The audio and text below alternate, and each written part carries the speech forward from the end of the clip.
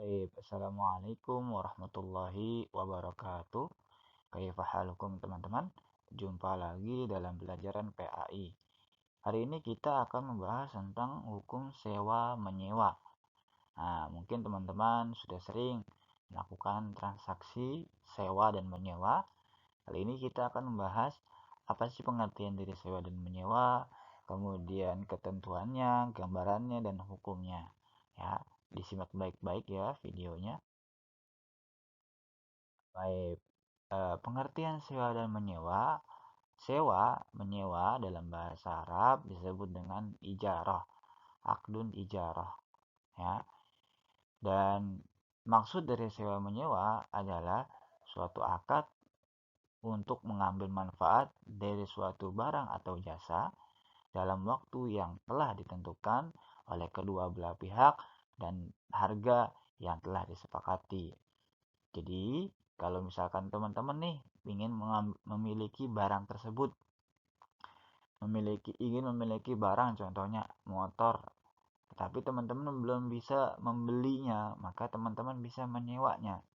Nah, jadi teman-teman sebelum mengambil barang tersebut, teman-teman melakukan akad. Nah, akad tersebut untuk apa? Untuk mengambil manfaat dari barang tersebut. Nah, kemudian ditentukan berapa hari teman-teman menyewa motor tersebut. Misalkan 3 hari. Oke. Jadi teman-teman menyewa motor tersebut waktunya 3 hari. Dan setelah itu teman-teman menyepakati dengan pemilik motor tersebut berapa harga sewa yang akan dibayarkan untuk motor 3 hari tersebut. Tuh. Jika sudah deal semua, sudah ada motornya, sudah ada apa tadi namanya, waktunya, waktu peminjamannya, waktu penyewanya, kemudian harga yang telah disepakati oleh kedua belah pihak, maka teman-teman bisa membawa motor tersebut dengan akad sewa menyewa. Ketentuan menyewa dan menyewa. Nah, harus ada yang pertama barangnya, tadi motor ya. Sudah harus ada motornya. Kalau tidak ada, ya dia menyewa apa?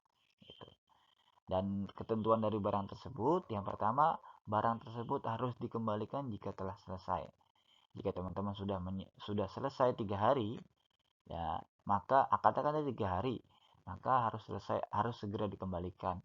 Kalau misalkan teman-teman ternyata kurang nih 3 hari, telepon, hubungi orang pemilik motor tersebut. Pak, saya butuh tambahan lagi 5 hari misalkan. Jadi kalau sudah 3 hari, cepat-cepat dikembalikan, atau teman-teman kalau misalkan mau nambah lagi silahkan telepon pemilik motornya.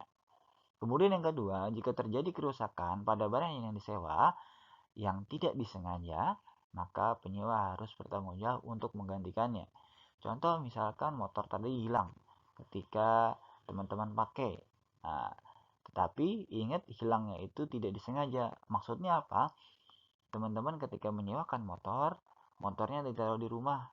Ya, misalkan udah nggak kepake, teman-teman istirahat, masukkan motor di rumah, kemudian dikunci, kemudian pintu rumahnya dikunci, pintu pagarnya dikunci.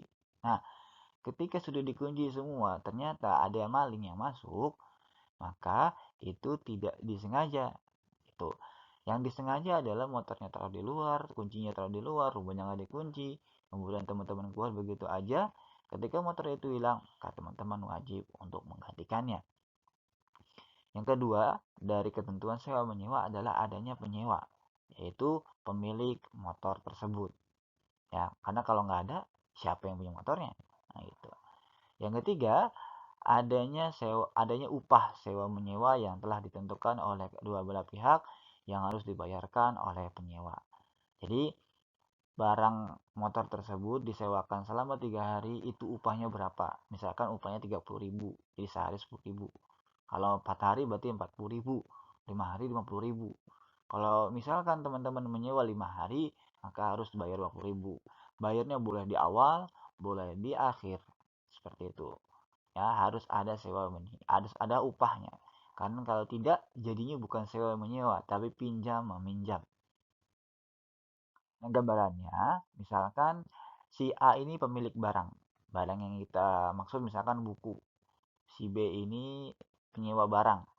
Nah, si B pengen memiliki buku yang dimiliki oleh A, tapi si B nggak punya duit untuk membelinya, maka si B menyewa buku tersebut dari si A. Nah, apa untungnya si A ketika meminjamkan buku tersebut? Untungnya si B memberikan upah kepada si A. Jadi misalkan akadnya satu hari 5.000, maka si B kalau pinjamin si A menyewa buku si A 5 hari, berarti 5 kali 5 25.000. Jadi ketika si A ngasih si B bukunya, maka si B memberikan upah sewa buku tersebut. Hukum sewa dan menyewa. Hukumnya ada 3. Yang pertama sunnah. Sunnah itu apabila dikerjakan dapat pahala, jika tidak dikerjakan maka tidak berdosa, yaitu ketika tidak terlalu mendesak. Jadi ketika teman-teman ingin menyewa atau sewa dan menyewa itu tidak terlalu terdesak.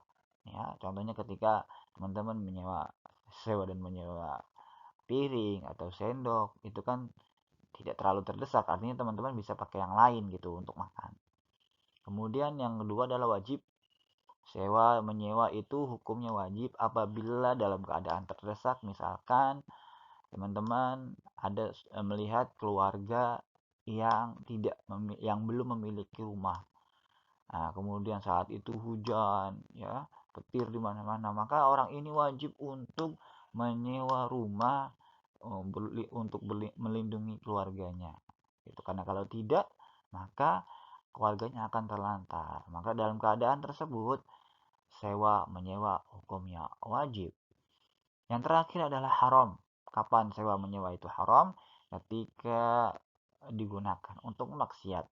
Contohnya kita menyewakan gedung atau rumah atau kontrakan atau kosan untuk digunakan pesta mabuk-mabukan, pesta dangdutan, pesta-pesta yang lainnya yang membuat orang itu lalai terhadap Allah, maka itu hukumnya haram. Ya, paham teman-teman? Kita cukupkan sampai sini, kita tutup dengan doaan.